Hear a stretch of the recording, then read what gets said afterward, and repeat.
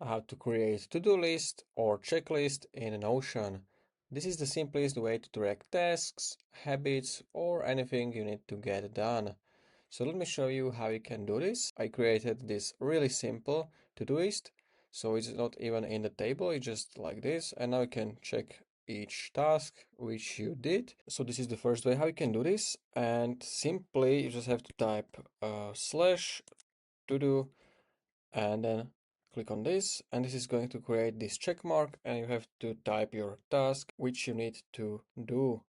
So I'm gonna type record video, and after the video is recorded I can check it.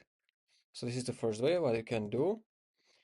Second way, you can use table. So I'm gonna type table view, and here in the name you can type, let's say, tasks, and in the property you want to choose checkbox. And now you can type your tasks. And now if your task is done or completed, you can simply check it like this. And this was a quick video how you can create to-do list in Notion. And if you found this video helpful, consider subscribing for more tutorials like this one.